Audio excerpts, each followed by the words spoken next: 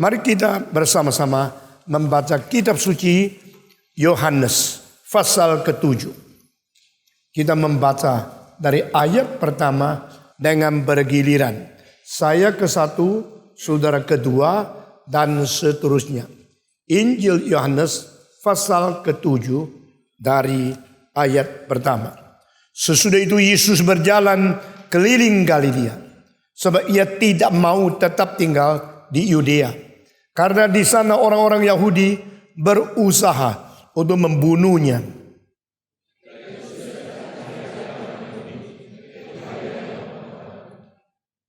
Maka kata saudara-saudara Yesus kepadanya, berangkatlah dari sini dan pergi ke Yudea, supaya murid-muridmu juga melihat perbuatan-perbuatan yang engkau lakukan.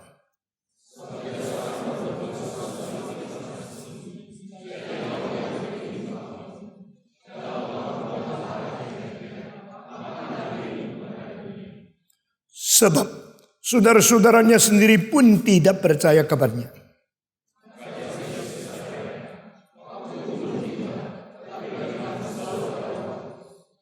Dunia tidak dapat membenci kamu, tetapi ia membenci aku, sebab aku bersaksi tentang dia bahwa pekerjaannya jahat.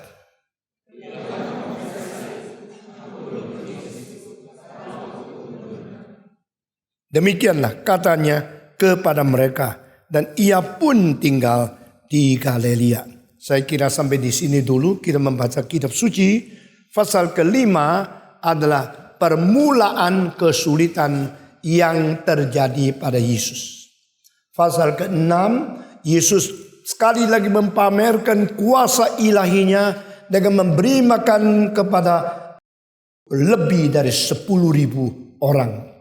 Dan saudara-saudara, sesudah itu mulailah dengan khotbah yang sangat sulit diterima tentang firman menjadi daging. Jika engkau tidak makan dagingku, engkau tidak minum darahku, engkau tidak ada hidup kekal di dalam dirimu. Dan di situ mulai terpisah orang-orang yang datang hanya untuk mencari mujizat, hanya untuk mencari makanan. Mereka jauh dari Yesus Kristus. Saudara-saudara, ini sangat penting. Sangat penting terjadi satu kesempatan untuk menyaring siapa yang sungguh-sungguh mengikuti Yesus Kristus. Banyak pendeta telah menciptakan motivasi palsu. Banyak pendeta telah mengkelabui Injil yang benar.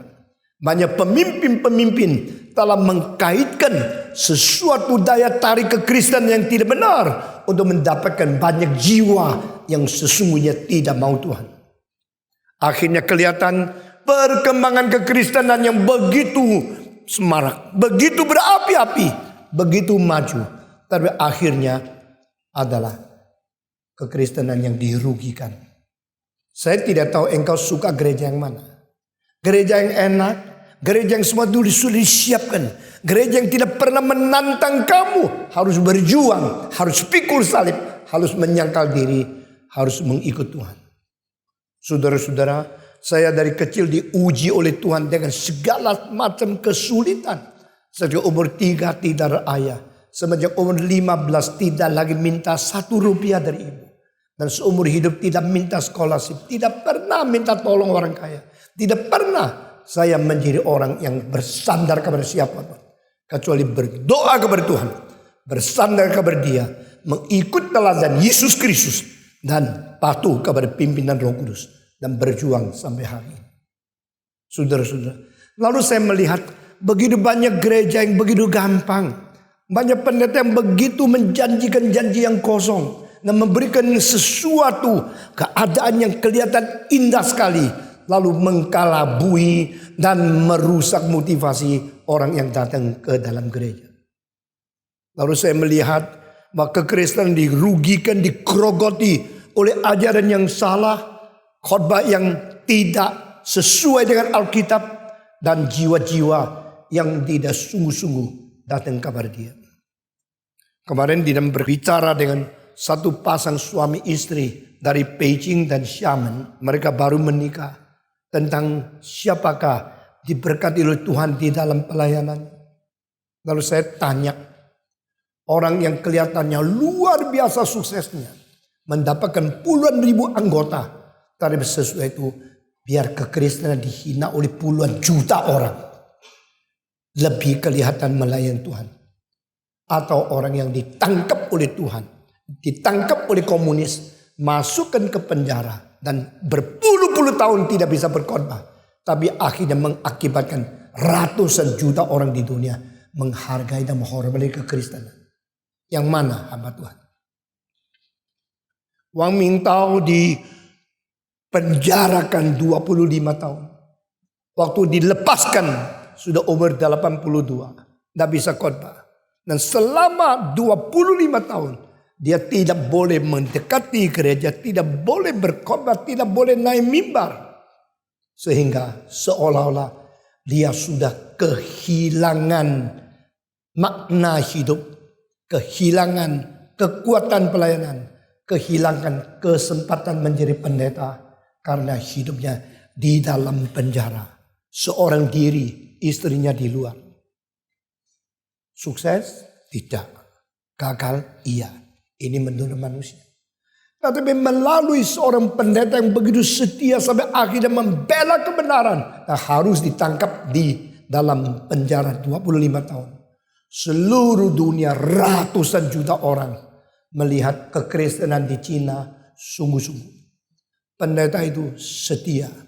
Dan seluruh dunia menghormati. Saudara-saudara, pada waktu Billy Graham mau ke Tiongkok, dia tidak berani mengunjungi gereja lain kecuali mengunjungi Wang Mingtao terlebih dahulu. Dan Wang Mingtao tanya, setelah mengunjungi saya, dia mau kemana lagi? Dia mau pergi lihat gereja-gereja di bawah kontrolan pemerintah komunis. Wang Mingtao jawab, kalau begini, tidak usah lihat saya. Ini orang bertulang. Ini orang bukan asal datangi orang terkenal lalu dia senang karena namanya lebih besar. Tak perlu. Saya tidak butuh seseorang yang juga datang meninjau saya, juga datang ke gereja-gereja yang kompromi sama komunis. Tak butuh. You need not to come to see me. I do not need you. Wang Mingtao mengatakan kalimat itu, lebih banyak orang menghormati dia. Di Tiongkok ada dua macam gereja. Satu macam gereja di sebuah family church. Satu macam gereja diberi nama Three Self-Movement Church. Pada waktu Wang Mingtao dimasukkan dalam penjara, maka komunis mendiri satu asosiasi gereja. Semua gereja yang masih mau hidup, masih mau berbakti, harus daftar nama. Semua anggota kasih saya daftarnya. Sehingga pendeta dikontrol dan diberi gaji. Dan anggota-anggota namanya semua terkontrol. Semua pemerintah yang melawan Tuhan menginginkan menjadi pimpinan gereja. Dan gereja selalu mengetahui bahwa pimpinan gereja hanya satu, Yesus Kristus. Saudara-saudara sekalian, Wang Mingtao tidak setuju itu. Maka dia ditangkap, dia dipenjarakan. Dia dikasih lampu berpuluh-puluh ribuan dari pagi sampai malam 24 jam. Sampai syarafnya terkacau. Akhirnya dipaksa menanda satu surat. Setelah dia tanda, lalu dia baru boleh tidur. Lampu ditutup, dia boleh mengasuh dan dibawa keluar dari kamar interogasi itu. Sesudah besok paginya di surat kabar dimuat bahwa pendeta terpenting di Beijing telah mengaku dia adalah antek-antek imperialisme. Dia adalah seorang yang menjual negara, pengkhianat daripada negara Tiongkok. Karena dia pernah menjadi antek-antek, terima uang menjilat orang barat. Dia dah tahu, waktu dia bangun, setelah tidur, orang kasih tahu sama dia. Tahu-tahu, engkau kemarin tanda tangan apa? Saya terlalu capek, lampu terlalu keras, lalu saya tanda tangan. You tahu tanda tangan di belumnya, sebelum itu tulisan ada, saya mengaku, saya seorang pendeta pengkhianat negara. Saya seorang pendeta yang menjual negeri. Saya seorang yang menjilat imperialisme. Menjadi lawan daripada seluruh rakyat Tiongkok. Saya sekarang mengaku dosa kepada seluruh rakyat. Saya minta ampun seluruh rakyat. Saya pendeta palsu. Itukah yang ditulis? Dan itukah yang saya tanda tangan? Iya.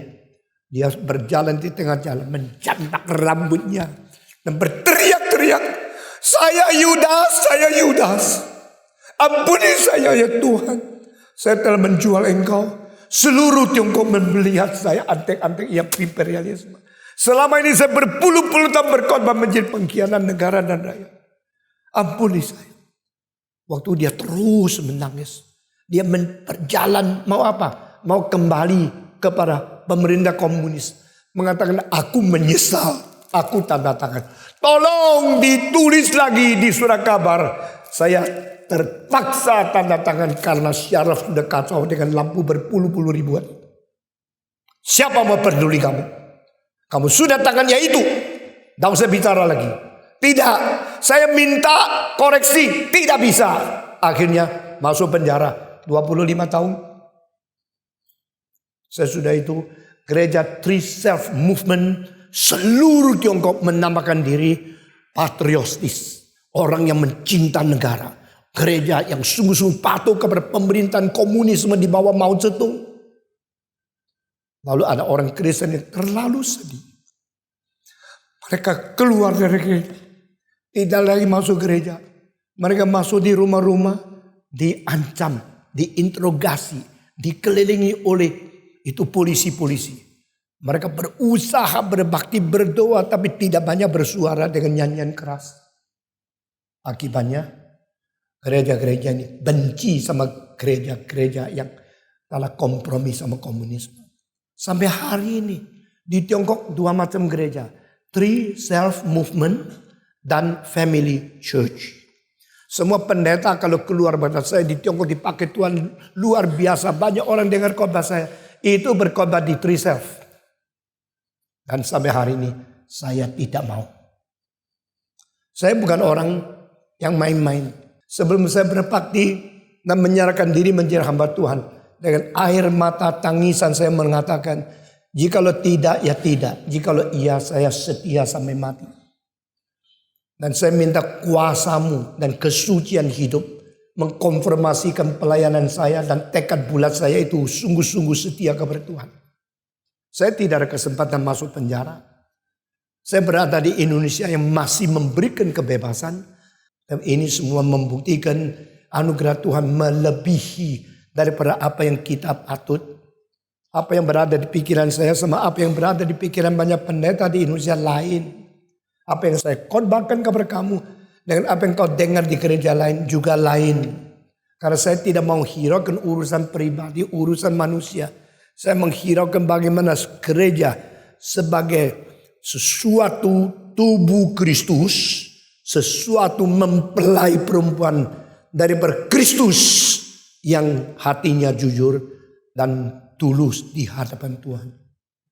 Engkau tidak heran kenapa patung kritik ini kritik itu seperti sendirinya benar semua tidak benar. Itu bukan motivasi saya.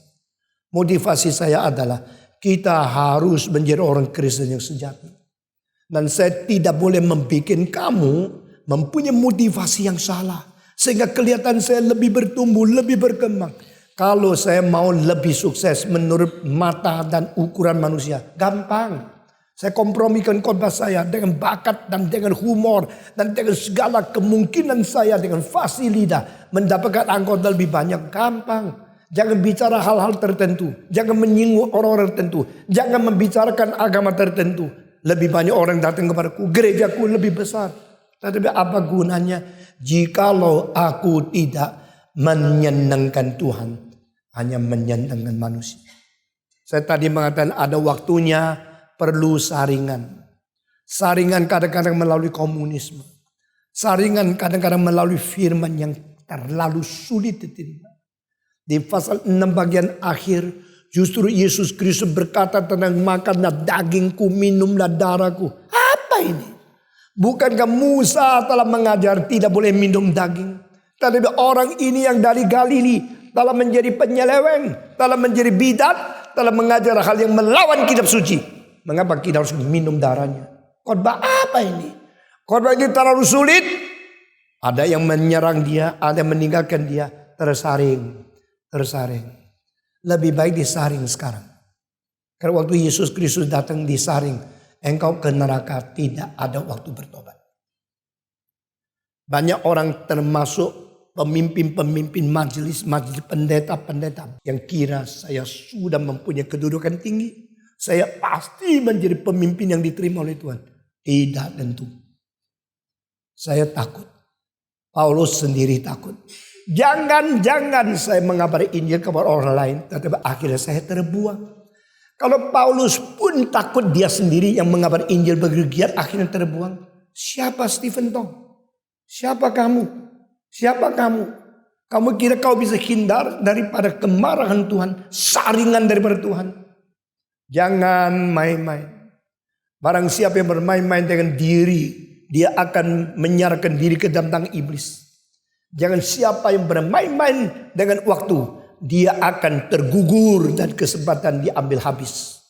Barang siapa yang bermain-main dengan firman, dia akan menjadi dikurung oleh ketidakpengertian firman di dalam penjara kebodohan sendiri. Barang siapa bermain-main dengan Tuhan, dia tidak bisa lagi naik banding. Karena Tuhan adalah yang paling tinggi. Saudara-saudara, saya sangat kagum di dalam sejarah orang yang mati untuk Tuhan. Orang sungguh-sungguh setia dan tidak berkompromi. Itu semua dosen saya yang asli. Ada orang tanya, Pak Tong, kamu sekarang masih banyak baca buku tidak? Kok banyak begitu banyak? Bisa selesai memberikan isi, lebih banyak isi.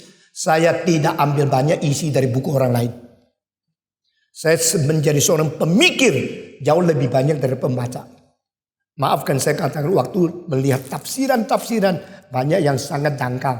Penulisnya sendiri tidak terlalu dalam mengerti Alkitab.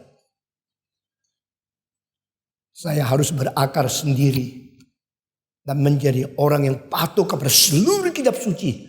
Lalu menjadi orang innovative dan original thinker with creativity yang tidak ada pada orang lain. Kalau tidak, saya tidak bisa memimpin dunia ini. Saya tidak harap khotbah itu kau senang sudah saya puas. Tidak. Saya harap khotbah saya nanti akan merubah seluruh dunia. Termasuk gereja-gereja barat. Dan orang-orang yang anggap diri sudah ada akademis. Sudah mengerti banyak. Saudara-saudara sekalian. Maka saya bersyukur bertuhan abad ke-20. Di tengah-tengah orang Kristen susah, miskin, sangat teraniaya dan banyak-banyak yang telah menderita berat di Tiongkok. Tuhan mensisakan atau memelihara, menjaga beberapa tokoh yang tidak pernah berkompromi, setia sampai mati. Dan pada waktu terakhir kali Wang Mingtao dikunjungi oleh 2 orang dari Hong Kong. Yang satu nyonya pendeta yang saya kenal karena saya pernah berkhotbah di gereja suaminya. Dan diberikan hanya 2 menit boleh ketemu Wang Mingtao. Dari Hong Kong mereka ke Guangzhou, dari Guangzhou ke Beijing, dari Beijing minta izin kepada pemerintah boleh lihat Wang Mingtao. Hanya diberi 2 menit. Mau bicara apa? 2 menit selesai. Akan dibawa kembali dengan brogolan rantai masuk penjara. Saudara, waktu ketemu Wang Mingtao, tanya, bagaimana engkau? Dijawab, jangan banyak pikirkan tentang saya. Kabarkan Injil dan setia kepada Tuhan. Adakah kalimat yang kau ingin kami bawa pulang ke Hong Kong? Dikatakan kepada seluruh dunia. Yang sudah umur tua, Wang Mingtao sudah hampir tuli dan buta. Dengan kalimat yang sangat keras suaranya. Jangan lupa berdoa terus. Dan harus harap Yesus akan datang. Hidup suci dan kabarkan Injil. Setia sampai mati. Sudah 2 menit dibawa masuk. 2 orang ini dengan air mata. Pulang ke Hong Kong. Dan bicara itu kepada saya. Saudara-saudara, kekristenan bukan main-main. Kekristenan adalah satu-satu agama yang harus mengambil jiwa anak Allah yang tunggal dipaku di atas kayu salib. Baru orang-orang bisa diselamatkan. Kekristenan adalah agama di mana Paulus harus dipenggal kepala. Petrus harus disalib terbalik. Rasul-rasul harus satu persatu mati di tempat mereka menginjili. Baru sampai sekarang. Kekristenan bukan sebagai kata ayo percaya nanti akan menjadi kaya. Percaya nanti akan menjadi sukses. Kalau kaya, sukses, lancar. Engkau memberikan 1 juta akan dikembalikan 10 juta. Itu ada penipu-penipu yang nanti akan minta. Itu adalah setan yang pakai jubah malaikat untuk menjadi pemimpin gereja. Yang memalsukan firman Tuhan. Yang merusak motivasi manusia. Kelihatan gereja yang sukses, ribuan orang menjadi anggota. Kenapa ya gereja-gereja yang pendetanya suci kok tidak berkembang? Kenapa gereja yang berkembang dengan anggota banyak sekali, pendetanya banyak berzina, keuangan tidak beres? Inilah akhir zaman. Inilah cara setan merubah kekristenan. Bukan jalan salib, jalan enak, jalan lancar, jalan sukses. Jalan menjadi kaya raya, tidak usah pikul salib.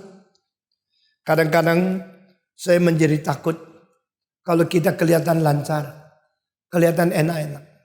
Dan saya juga tidak rasa kita harus sendiri cari kesiksaan untuk menganiaya sendiri baru diberkati Tuhan. Paulus berkata, aku mengetahui bagaimana menghadapi kekayaan.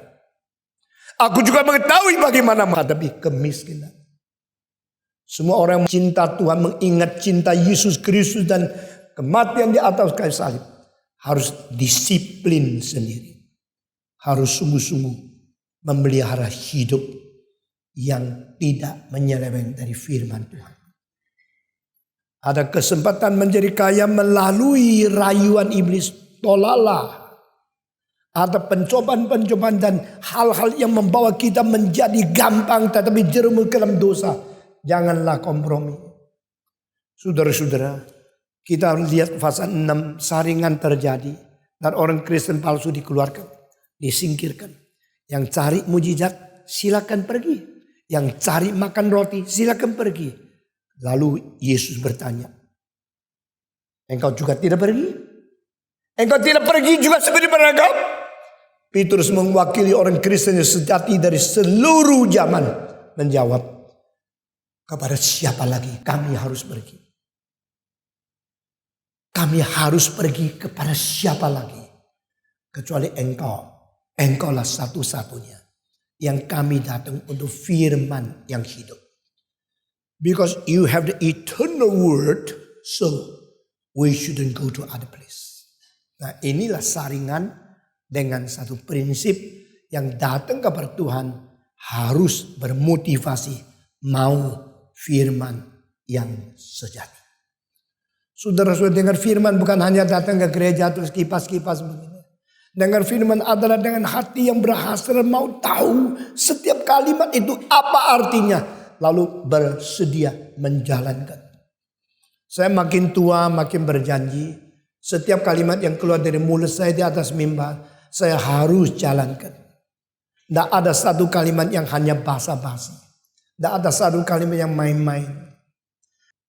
Lalu saya berkata kepada Tuhan, biar firman-Mu yang terhormat itu betul-betul dihargai oleh manusia. Kita kekurangan pendeta. Ada yang sudah dihabiskan pergi. Ada yang sudah mau pergi. Sebelum pergi 2 bulan tetap dihabiskan. Dia sudah rencana tidak mau di sini. Maunya apa? Maunya dijadikan pendeta. Bukan mau melayani gerakan reform. Kalau saya mau bicara terlalu banyak hal yang kecewa. Tapi saya mengetahui manusia boleh main-main, tidak bisa bermain-main dengan Tuhan. Saya mengharapkan lebih banyak orang dibangkitkan, lebih banyak orang yang sungguh-sungguh menyerahkan diri. Lebih banyak pemuda yang meneruskan langkah-langkah yang ditinggalkan oleh orang suci yang lampau. Sehingga pekerjaan Tuhan yang murni tetap boleh dipelihara di dalam dunia, di dalam abad 21 ini. Termasuk kamu. Kalau engkau sadar ada panggilan Tuhan, jangan tolak. Jangan takut. Jangan kurang iman. Karena pendeta yang saya undang ke pusat, ada pendeta yang pergi saya utus dia untuk mengisi ke sini ke sana. I'm not an audience pleaser. Saya bukan orang yang menyenangkan pendengar. I'm only pleasing my God. Pleasing the crucified and resurrected Jesus Christ. Menyenangkan dia yang disalib. Menyenangkan dia yang bangkit. Itulah tugas kita. Maka pasal 6 selesai, saringan sudah selesai. Sekarang kita lihat ada saringan lebih ketat lagi di pasal ke-7. Apa yang kau dengar dalam kupasan daripada Yohanes ini adalah hal yang benar-benar terjadi. Tetapi sayang di dalam komentari Yohanes hampir banyak penulis tidak menyinggung. Itu yang saya kira. Saya bukan tidak mau baca, saya baca. Tapi saya akan memikir lebih dalam daripada buku yang sudah dicetak. Apalagi kalau buku-buku itu dicetak dan kurang mengerti dalam dan hanya untuk cetak ganti duit saja. Maka mari kita mengerti firman Tuhan jauh lebih dalam dari apa yang sudah dikupas di dalam so-called academic world. Pasal 7, sesudah itu Yesus berjalan keliling di Galilea. Sebab dia tidak mau tetap tinggal di Yudea. Karena di sana orang-orang Yahudi berusaha untuk membunuh dia. Hanya ayat ini saja bisa timbul beberapa macam komentar. Ternyata Yesus takut mati. Maka Yesus sekarang di Galilea lebih aman. Play safe. Yesus tidak suka di Yerusalem. Karena di situ banyak musuh. Inilah caranya melayani Tuhan dengan pinter. Pintar, cari tempat yang enak, cari kota yang safe, cari tempat yang gajinya lebih besar. Karena kamu diuji, dilatih, dilengkapi dan menjadi seorang pengkhotbah yang cukup baik di sini. Semua gereja perlu pendeta seperti itu. Tetapi engkau harus melayani mana? Jangan tanya saya. Engkau harus doa kepada Tuhan. Saya tanya satu persatu. Iya, didekati semua gereja. Didekati semua gereja. Saya bilang silakan pergi. Kalau itu memang kehendak Tuhan. Jangan kira ada gereja memberikan kepada engkau honor lebih besar. Saya cepat-cepat naikkan supaya mempertahankan engkau. That is the worldly method. Not the kingdom of God. Saudara saya mendoakan semua yang masuk KRI harus susah dulu. Harus rela susah, rela tanggung pikul salib, rela mengalirkan air mata, rela menyangkal diri. Tapi saya juga berdoa kepada Tuhan. Semua hamba Tuhan di bawah saya pada waktu saya tua melihat mereka. Semua diberikan hidup yang cukup. Mempunyai rumah dan boleh baik-baik melayani Tuhan tanpa kebanyakan kekhawatiran. Ada anak-anak muda yang dilatih di bawah saya. Tahu motivasi saya tidak jelek. Tahu saya tidak memperalat dan tidak memanja. Saya tidak memakai mereka untuk membantu saya supaya saya lebih besar. Tidak usah. Sebelum didirikan GRI saya sudah besar kok. Saya tidak berniat untuk menganiaya siapa. Saya juga tidak berniat untuk memanja siapa. Dan saya tahu caranya menjadi hamba Tuhan selalu tidak gampang. Engkau lihat Daniel, engkau melihat Paulus, melihat Timotius, melihat semua yang dipanggil Tuhan luar biasa. Mereka tidak pernah dimanja oleh Tuhan. Kalau mau pergi silakan. Satu-satunya gereja, mungkin ada yang lain tapi saya tidak tahu. Saya tahu dengan jelas kita selalu berkata-kata berkhotbah dalam isinya termasuk mengusir orang. Kalau tidak senang silakan pergi. Gereja Reform Injili Indonesia buka pintu besar-besar untuk siapapun yang dipimpin Tuhan untuk mendengar khotbah di sini. Tetapi tanpa rayuan dan tanpa menarik. Siapa pernah dengar saya bicara sama kamu? Tinggalkan gerejamu. Gereja saya lebih hebat, lebih baik. Tidak pernah. Satu kali pun tidak. Satu kali pun tidak di dalam penginjilan KKR. Belakangnya alamat jam kebaktian KRI. Silakan datang. Tidak ada, coba lihat. Engkau saudara dengar Injil. Mau pulang ke gerejamu sendiri, silakan. It's up to you. We believe in religious freedom. Kita percaya itu engkau harus bergumul, engkau harus struggle, engkau harus ambil keputusan sendiri dengan pengertian yang matang dan dengan data yang lengkap. Bukan semau seseorang lain atau semau dirimu sendiri. Saudara-saudara, penyaringan itu dikerjakan. Maka seorang kaya mengatakan, kita ini di gereja lain dipuja-puji sama pendeta. Ini Stephen Tong keras sekali. Inilah Yesus Kristus yang mengatakan, tidak pergi ke kau juga. Lihat mereka sudah pergi. Pergilah. No. My Lord, I will not go. Go where? Because you have the eternal word, so I am here. Karena engkau mempunyai firman yang hidup, yang kekal, maka aku berada di sini. Sesudah itu, pasal 7. Pasal 7 dimulai dengan Yesus tidak mau di Yerusalem. Yesus tidak suka banyak tinggal di Yudea. Lebih suka keliling di Galilea. Karena apa? Karena di sini tidak ada orang mau bunuh dia. Tapi di Yerusalem banyak orang Farisi mau bunuh dia. Kalimat ini langsung mungkin ditafsirkan. Ternyata Yesus pun play safe. Yesus takut, khawatir tentang keamanan diri sendiri. Maka dia mengamankan. Dia menyelamatkan diri dengan cara tidak menghadapi kesulitan. Salah. Yesus tidak mau kemana atau mau kemana. Itu mempunyai kedaulatan ilahinya. Kalau Yesus takut mati, mengapa jadi manusia? Kalau Yesus takut mati, cari selamat, kenapa menjadi daging?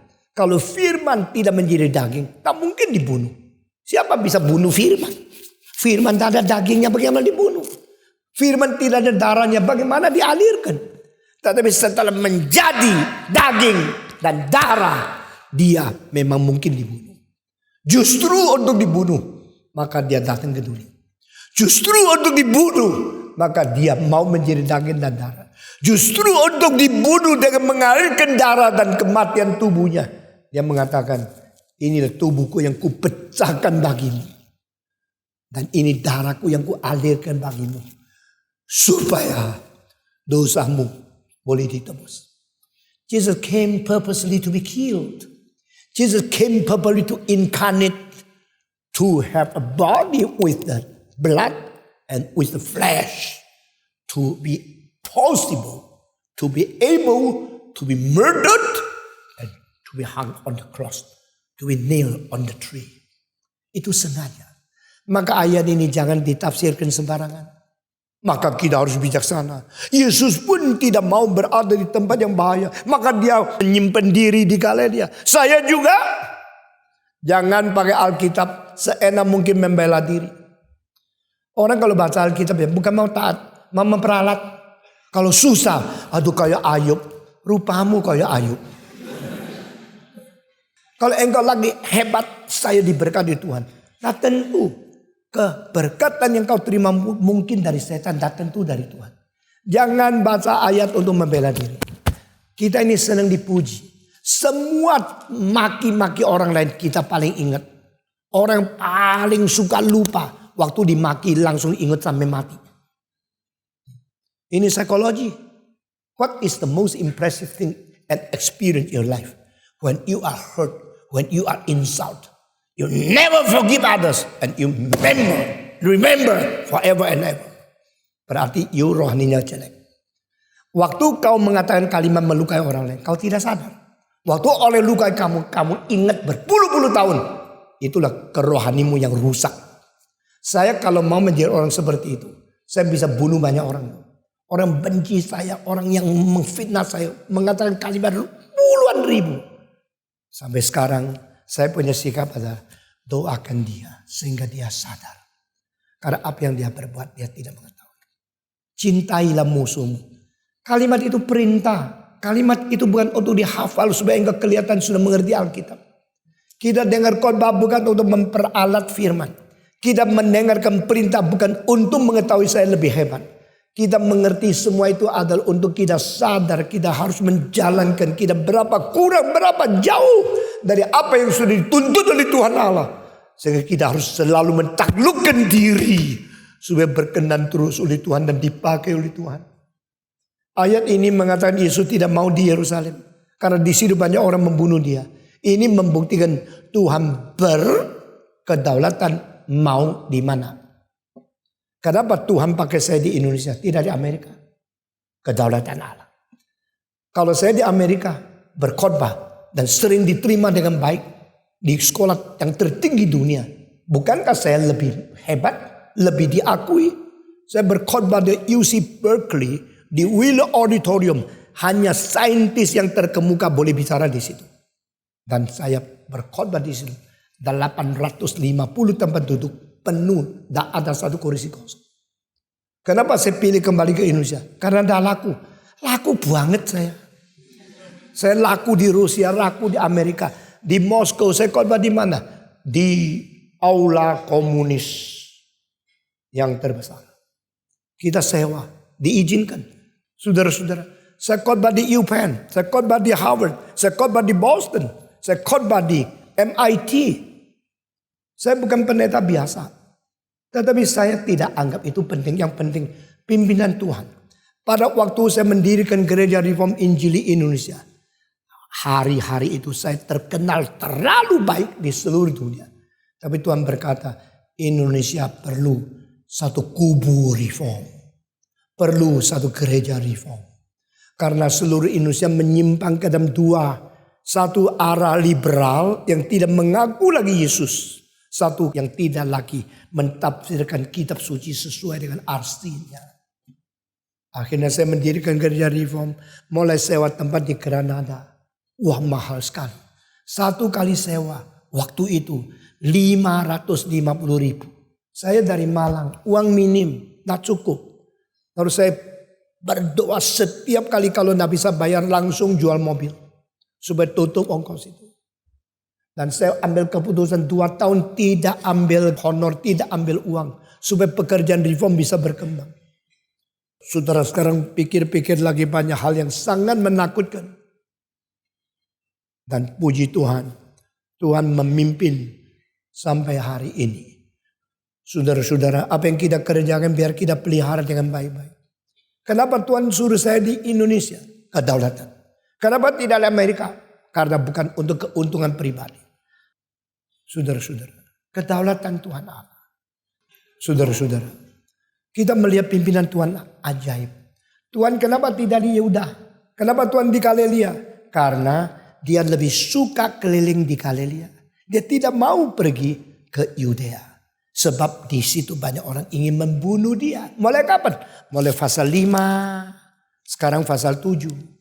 Pasal 5 Yesus mengatakan, My Father does His work until now and me too. Bapakku bekerja sampai hari ini, aku juga. Engkau hari Sabat bekerja, melanggar hukum masih berani sombong. Engkau berani menyamakan diri dengan Allah. Engkau berani menyebut Allah itu Bapakmu. Ini 3 dosa. Dosa melanggar hukum keempat. Dosa mempersamakan diri sebagai manusia dengan Allah. Dosa menyebut Tuhan itu Bapaknya. Kau berani menyamakan dirimu dengan Allah. Kau itu manusia. Yesus Allah yang menjadi manusia. Mereka tidak mau mengerti. Cuma mau mencomot-comot pengertian mereka yang fragmen. Pengertian yang fragmentary. Lalu mereka menganggap mereka paling benar. Tak mungkin salah. Menyerang Yesus Kristus. Dan karena mau membunuh dia, Yesus tahu. Maka Yesus tidak banyak waktu di Yerusalem. Ini kebaca. Kebaca dengan interpretasi yang salah. Oleh siapa? Oleh saudara-saudara sendiri. Saudara-saudara dia sendiri. Mengatakan kepada dia, engkau kenapa di sini? Berangkatlah dari sini, pergilah ke Yudea, supaya murid-muridmu jelas engkau lakukan perbuatan-perbuatan. Sebab tidak seorang pun berbuat sesuatu di tempat tersembunyi. Jikalau engkau mau diakui, pergilah. Jangan engkau berbuat apa-apa seperti ini. Tampakkanlah dirimu kepada dunia. Ini namanya apa? Mereka kira mereka lebih pintar dari Yesus. Dan mereka menganjurkan Yesus. Buat apa di sini? Berani sedikit dong. Pergi Yerusalem. Menyatakan kehebatanmu. Menyatakan kebolehanmu. Di kota besar. Supaya terkenal. Orang kalau mau menjadi terkenal. Jangan simpan di desa. Ini engkau kalau menganjurkan orang lain. Jangan menganjurkan orang lebih pintar dari kamu. Sungkan Tapi Yesus punya adik-adik. Kira lebih hebat. Kira Yesus perlu dinasihati. Saya kadang-kadang mendengar orang menasihati saya. Nasihatnya itu lucu-lucu gitu loh. Dan saya cuma mengatakan, Father forgive them. Because what they are saying they do not know. Masa kalau saya sudah batuk sedikit, 5 orang bawa obat. Ada yang cairan, ada yang kental, ada ini, ada yang itu. Dengar saya, mesti minum ini. Nanti minggu depan pasti baik. Yang pasti itu dia. Hatinya sih semua baik. Tapi mereka tidak ngerti. Kalau begitu batuk orang kasih air. Saya batuk bukan perlu air masuk. Saya perlu kelendarnya keluar. Salah. Anjuran-anjuran berdasarkan salah mengerti. Itu membosankan sekali. Apalagi Yesus, Tuhan yang menjadi manusia. Dianjurkan oleh anak-anak yang tidak mengetahui dia Tuhan. Jangan begitu dong. Now I tell you. I give an advice. Kalau mau terkenal, Yesus mau terkenal. Kalau mau terkenal, jangan di sini. Yerusalem, pergi situ. Engkau mesti menonjolkan dirimu, perbuatanmu supaya semua melihat, pamer di situ. Yesus tidak katakan, siapa lu? Kurang ajar. Lu anak Maria, saya anak Tuhan Allah. Lu cuma anak manusia, saya naungan Roh Kudus. Tahu siapa? Berani ngomong sama saya. Yesus tidak. Yesus diam. Saudara, kalau ada orang tidak ngerti, salah ngerti, tapi ngomong-ngomong sesuatu menganjurkan kamu sebagai advisor, bagaimana? Belajar ya. Belajar, kalau yang lebih mengerti, engkau harus dengar. Yang lebih tidak mengerti, jangan berdebat. Kalau orang menyerang engkau, dengan hati dan motivasi tidak baik, khususnya orang rumah sendiri. Orang yang paling sakit hatinya adalah karena disalah ngerti oleh orang-orang paling dekat di bawah satu atap. Kalau istri disalah mengerti oleh suami, susahnya luar biasa. Kalau mama disalah mengerti oleh anak, susahnya luar biasa. Kesusahan yang kita tanggung justru datang dari orang yang paling dekat dengan kita. Kalau musuh maki-maki kita, ya memang dong wajar, itu musuh kok. Tapi ini kan musuh loh, ini anak loh, ini suami loh, ini istri loh, ini adekku sendiri loh. Sulit terima, apa boleh buat. Ingat, kalau engkau mempunyai seorang adik yang melawan kamu, anggap itu salibmu. Engkau mempunyai seorang suami yang maki-maki kamu, anggaplah itu salibmu. Engkau mempunyai orang di rumah tanggamu yang tidak mau mengerti engkau, bagaimanapun tidak mau mengerti. Ingatlah, itu salibmu. Lalu kaitkan dengan ayat Yesus Kristus. Barang siapa yang tidak memikul salibnya dia sendiri, tidak layak menjadi muridku, tidak mungkin mengikuti aku. Maka you mesti sadar, mesti sabar, mesti tekun, mesti tunggu, mesti toleran, mesti telan. Meskipun itu pahit luar biasa. Kita bersyukur kepada Tuhan. Yesus pernah menjadi manusia. Dia pernah menjadi manusia sehingga kita tahu kalau dia tahu. Kita ngerti kalau dia ngerti. Kita sadar kalau dia sadar. Sadar apa sih? Tahu apa sih? Ngerti apa? Kita sadar. Kita ngerti. Kita tahu bahwa dia mengerti kesulitan manusia. He understands us. What you experience. What you feel. What you got tortured from others. He understands you. Karena dia pernah menjadi manusia. Satu hari di Jakarta, saya khotbah di gereja Gang Ketapang, kira-kira tahun 69. Pagi kami jam 7 ada orang ketuk pintu. Nah waktu itu pendeta HF Tan yang ada di Ketapang paling takut kalau saya diganggu. Siapa ini? Stephen berbangun, pulang. Nggak boleh cari dia. Orang bilang, waduh Pak Stephen dong kalau tinggal di Gang Ketapang sudah menjadi seperti narapidana yang dipenjarakan oleh Boksutan.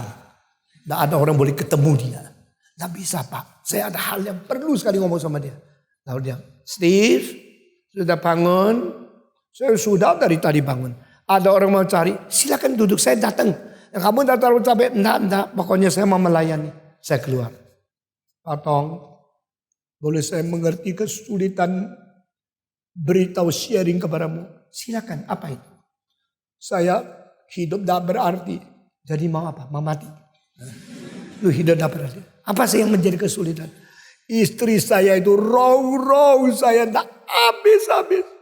Saya nikah sama dia sudah 7 tahun. Saben hari row habis-habis. Jadi mau apa lu? Saya kalau lebih kasar, mau salibkan dia? Atau mau lempar dia ke laut? Atau doa supaya cepat-cepat mati? Saya bilang, you mesti pikul salib. Karena istrimu yang sudah dijodohkan Tuhan tak boleh dipisahkan. Engkau mesti telan. Pahit pun telan. Engkau mesti sabar. Aduh, dia bilang tak bisa. Apalagi dia bilang ini memang susah. Yang paling susah yaitu Yesus tak ngerti saya. Saya kaget. Lu kan tahu Yesus tak ngerti kan? Karena Yesus tak pernah nikah. Maka Yesus tak pernah dirongrong istri. Kan dia tak pernah ada istri. Yesus tak pernah mungkin mengerti aku. Terus dia seperti mau nangis. Laki-laki umur hampir 37. Nangis. Yesus tak ngerti aku. Gila kok Yesus tak ngerti dia ya. Lu kok tahu Yesus tak ngerti? Yesus tak pernah nikah. Bagaimana bisa mengerti? Lalu saya mulai timbul satu pertanyaan. Yesus mengerti kita, maka kita mau mengerti kalau dia mengerti kita. Supaya dia mungkin mengerti kita, dia harus jelma menjadi manusia. Itukah tujuannya inkarnasi? No. Yesus tidak perlu sendiri menjadi manusia. Baru mungkin mengalami kesulitan kita alami. Baru mungkin mengerti kita. Saudara-saudara, pengalaman di dunia banyak. Yesus kalau tidak bisa mengerti orang lain, karena dia tak pernah mengalami. Kalau begitu, Yesus juga harus sering digigit nyamuk, baru tahu apa itu sakit malaria. Yesus harus pernah AIDS, baru bisa mengerti orang AIDS. Yesus sendiri juga harus jema lagi menjadi perempuan, baru tahu susahnya perempuan. Nah habis kan. Yesus jema satu kali menjadi laki, satu kali menjadi perempuan. Nah habis kan. Tak benar itu. Karena Yesus tidak pernah mengalami. Maka Yesus tidak mengerti. Ini salah. Lalu jawab apa? Semua pertanyaan itu bukan merepotkan saya. Memberi kesempatan saya berpikir. Memberikan saya maju. Memberikan kesempatan saya menggumulkan iman kekristenan. Dan lebih mendalam memikirkan Alkitab. Jawaban saya adalah. Yesus datang menjadi manusia. Bukan untuk mengerti kita. Untuk memberitahu kita bahwa dia mengerti kita. Dia datang untuk memberi pengertian kepada kita. Bahwa dia rela mengerti kita. Sehingga kita ngerti. Dia ngerti karena dia pernah menjadi manusia. Kalau Yesus tidak pernah menjadi manusia pun dia mengerti manusia. Dia tidak perlu harus mempunyai pengalaman itu. Kalau ada pengalaman baru ngerti. Ada pengalaman baru boleh khotbah. Maka kita tidak boleh khotbah hal yang kita tidak pernah alami. Seorang laki-laki tidak boleh menghibur seorang perempuan. Nangis, sedih itu tidak menolong. Ibu jangan nangis. Lalu ibu mengatakan, engkau tidak pernah jadi perempuan. Engkau tidak berhak katakan apa-apa kepada saya. Saudara-saudara, saya pikir lagi. Kalau tidak ada pengalaman, tidak boleh bicara. Maka saya seumur hidup tidak boleh bicara tentang surga dan neraka. Karena tua-tuanya saya tidak pernah pergi. Betul tidak? Karena tidak ada pengalaman kan. Alkitab mengatakan no. What is being taught by God. What have been revealed by Holy Spirit. What have been written in the Bible. You should preach to them. Engkau tidak ngerti. Khotbahkan. Engkau tidak pernah mengalami. Bicara. Karena itu firman. Karena firman adalah dari Tuhan. Tidak boleh diikat oleh pengalamanmu yang terbatas. Kalau semua orang baru bisa katakan sesuatu setelah dia mengalami. Berarti pengalaman dia akan membatas dia berkata dan bersaksi bagi Tuhan. Saya sadar. Yesus kenapa menjadi manusia?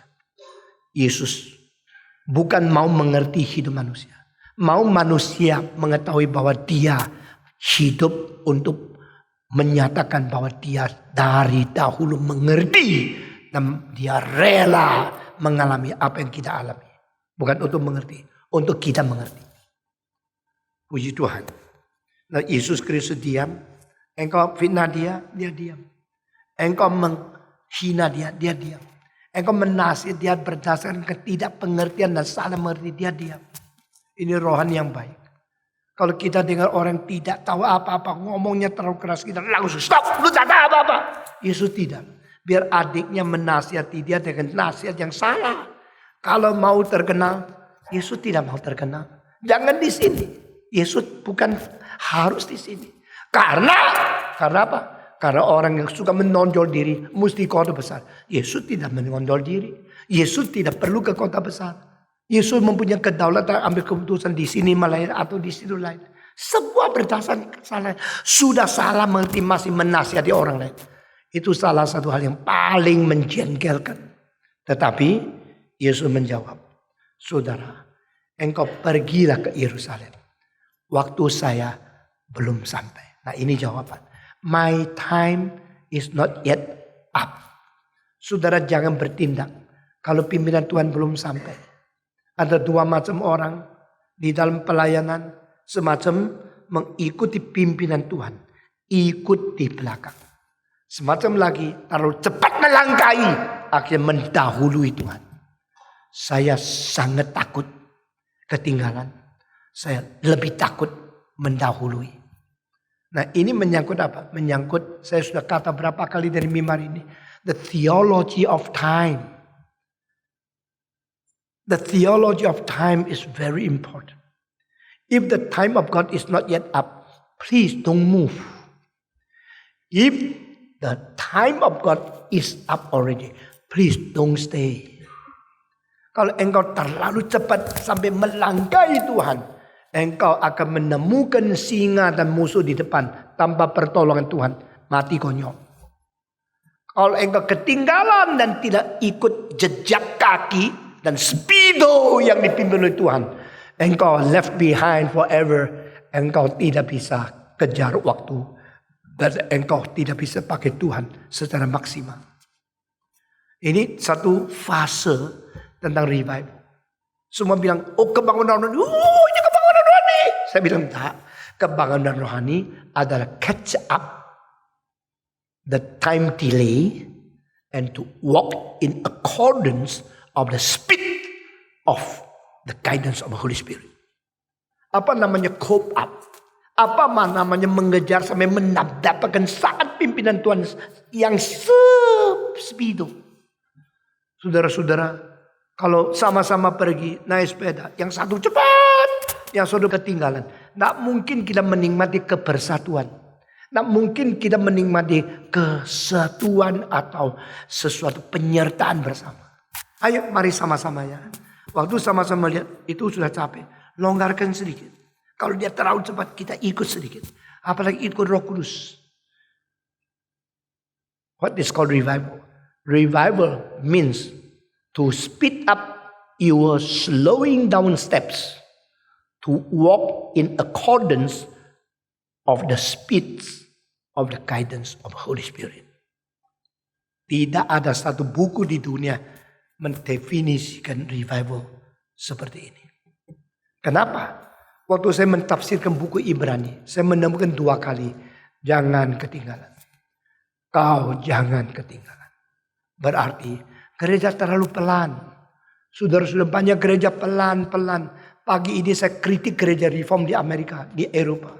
Mereka reform. Akhirnya membanggakan reform. Tapi tidak mengabari Injil. Mereka mendoktrin yang hebat. Tapi tidak menginjili orang yang belum Kristen. Saya mengatakan kalau seminar ada tentang reform dan penginjilan. Harus diimbangkan. Masih ingat? Karena banyak orang yang injili tidak mau reform. Banyak orang reform tidak mau injili. Maka gereja injili yang begitu banyak majunya. Akhirnya sesudah lewat satu periode. Kacau, balau, tak karu-karuan. Ambruk langsung. Gereja reform yang berpuluh-puluh tahun, beratus-ratus tahun stabil doktrinnya. Tak pernah memenangkan jiwa kepada Tuhan.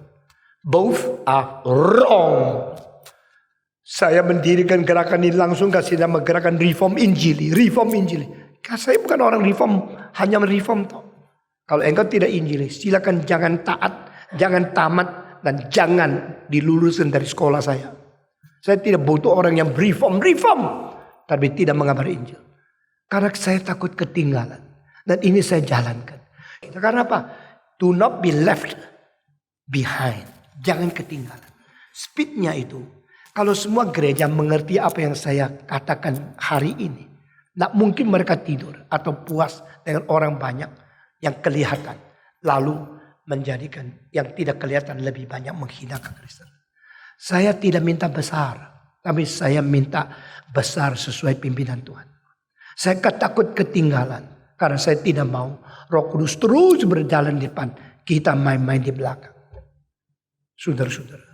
Yesus mengatakan my time is not yet up. Saya diinspirasikan begitu dalam dari kata ini. Seumur hidup saya tidak berani move one step. Except I know the move is influenced by Holy Spirit. 11 tahun yang lalu saya ambil keputusan 5 negara. Bukan hanya Indonesia. Setiap minggu 5 negara. 5 tempat pergi. Ini tahun ke-11 minggu ini. Di dalam 1 minggu ini. Sudah 11 tahun saya melayani. Apakah mati? Tua? Enggak. Cuma rambutnya kurang saja. Tetap sehat. Tetap bekerja. Istri saya menanya 2 kali. Lu dulu kota Surabaya, Malang sudah kecapean. Sekarang mau Jakarta, Singapura, Kuala Lumpur, Hong Kong. Mana mungkin? Lu umur berapa? Saya umur 60. Umur 60 masih mau 5 kota. Kalau boleh 7 kota. Karena 1 minggu 7 hari kok. Baru bulan lalu. Kalau dari Kamis saya pulang dari Taiwan. Jangan ke Jakarta. Ke Surabaya malamnya bikin lagi. Expository Surabaya. Lalu Jumat terbang ke Bandung. Expository lagi di Bandung. Lalu pulang malam-malam pakai kereta api atau mobil. Cuma 2 jam sampai Jakarta. Minggu pagi khotbah di Jakarta lagi. Kamu umurnya berapa? Saya bilang 70. Tapi aneh orang 17 lah tentu menang suatnya. Nak menang napasnya. Saya berkhotbah dah minum. Saya dah khotbah dah. Lalu khotbah lagi tidak. Mungkin kan. Kalau gini. Yuk ada rumah atau tidak? Ada rumah tangga atau tidak? Ya ada. Tapi ada 2. Hah? 1 rumah tangga di sini. 1 my father's home. Saya harus melayani rumah Tuhan.